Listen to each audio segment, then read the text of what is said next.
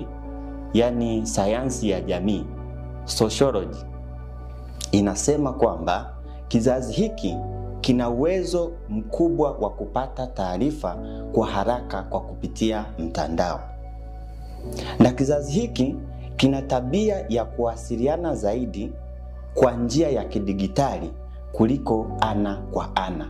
Kwa hiyo hapo tunaona mambo mawili: kupata taarifa kwa haraka, lakini pia kuwa na urahisi wa kuwasiliana kuliko ana kwa ana, yani ule utamaduni wa kawaida.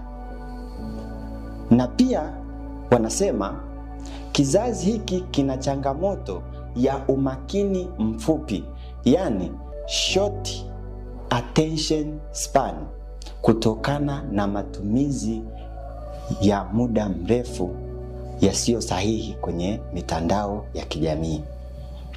Katika kipengele hiki tunaona kwamba vijana wanaweza kuwa na kumbukumbu isiyo ya kutosha kutokana na kuwa na wingi na mlundikano wa taarifa wanazozipata kila dakika. Tunaweza kusema kila dakika kwa sababu kila sekunde, kila dakika kumekuwa na taarifa mpya ambazo zimeweza kutumwa kupitia katika hiyo mitandao ya kijamii. Katika mtazamo wa imani, tunamtazama kijana katika mazingira ya Kikristo, hasa kanisa Katoliki.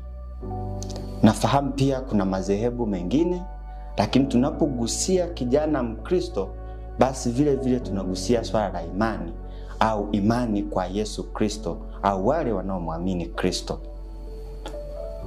Katika mazingira haya ya imani ya Kikristo, vijana wanaitwa kuwa na imani yao ndani ya ulimwengu huu wa teknolojia bila kupoteza utambulisho wa kiroho. Papa Francis katika waraka wake ambao unaitwa Christus Vivit anasema, teknolojia si adui wa imani, bali ni zawadi ya Mungu ambayo inapaswa kutumika kwa hekima na upendo.